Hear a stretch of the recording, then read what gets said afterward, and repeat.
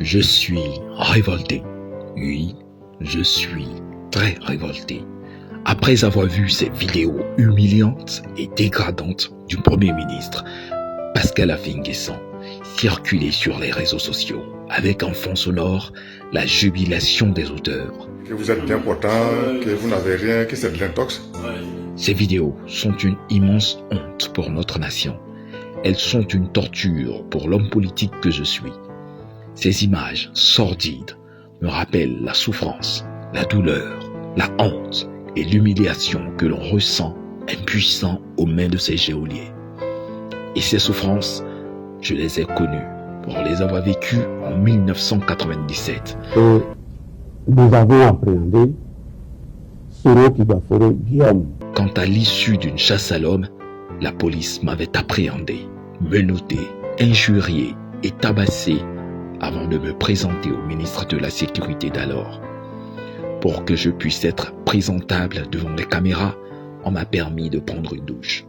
Et devant les journalistes, j'avais ordre de rire et de sourire. À la vue de ces images, cette douleur remonte en moi, du fin fond de moi. Et mon cœur saigne. Je suis révolté. Et je suis en colère contre Alassane Ouattara qui humilie un homme de près de 70 ans comme Affi-N'Guessan. A-t-il conscience de la souffrance et de la douleur qu'il cause lorsque ces sicaires balancent des images humiliantes et dégradantes d'un ancien Premier ministre et que ses enfants et son épouse ne manqueront pas de voir les yeux remplis de larmes et d'indignation impuissante? Il a ordonné et ces hommes ont diffusé ces images d'un homme bafoué dans sa dignité, atteint dans son honneur pour avoir simplement réclamé le respect de la loi fondamentale. Et rien que cela.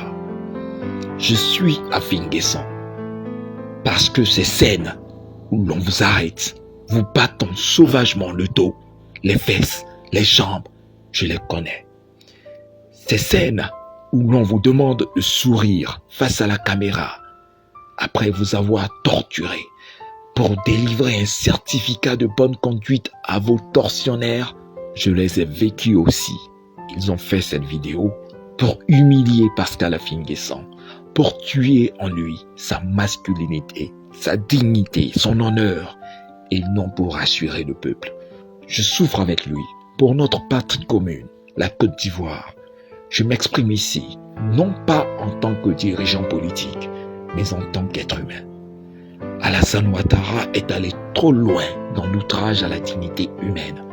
C'est parce qu'il n'a jamais connu la prison qu'il en fait aujourd'hui un instrument privilégié de sa puissance politique.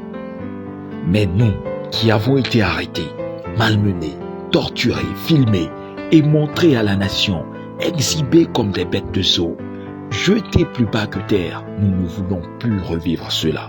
Le bafouement des droits les plus élémentaires du citoyen.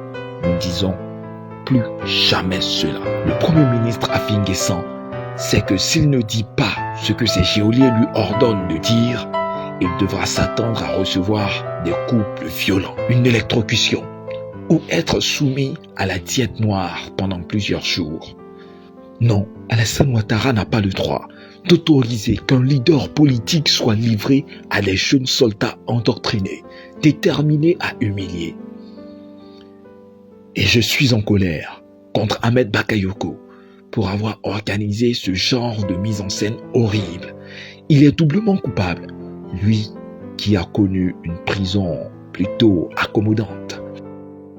Je m'interroge sur le silence assourdissant de certaines organisations de droits de l'homme et de la France qui aujourd'hui s'abritent derrière le mythe pudique de la non-ingérence pour détourner les yeux des chairs ivoiriennes ensanglantées, des leaders d'opposition traqués, emprisonnés et exilés.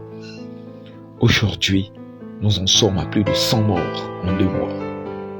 La Côte d'Ivoire est en guerre et c'est Alassane Ouattara qui a imposé cette épreuve à la Côte d'Ivoire. Le peuple ivoirien n'a d'autre choix que de s'organiser dans les villages, les campements et les villes pour faire face à la guerre que Ouattara lui oppose. C'est à nous, et nous seuls de nous libérer et à personne d'autre. Comptons sur nous-mêmes. Autant, aucun dictateur ne peut soumettre un peuple debout et déterminé. Autant, Alassane Ouattara ne réussira pas à vaincre les Ivoiriens.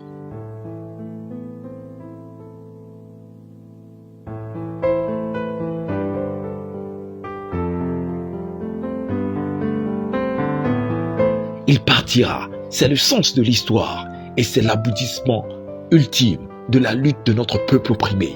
Le combat sera peut-être dur, difficile, mais la victoire est certaine. Cette vidéo de l'humiliation publique infligée à un ancien Premier ministre est indigne de la Côte d'Ivoire, de toute nation civilisée et révulse au plus haut point les Ivoiriens.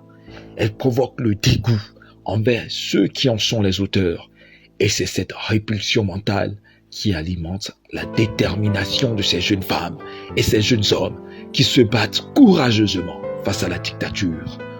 Ouattara doit partir pour que jaillisse la réconciliation dont il s'est montré incapable, sauveront notre pays. Telle est ma foi, tel est mon credo, tel est mon leitmotiv. Que le pardon, la réconciliation, l'état de droit et la démocratie nous offrent une union ivoirienne plus parfaite. Je le dis à nouveau, je suis Afin Guessan, uni avec lui en prière et en action pour notre patrie commune bien-aimée, la Côte d'Ivoire, et pour la dignité humaine. Vive la Côte d'Ivoire des libertés. Que Dieu accorde sa foi à tous nos compatriotes embastillés.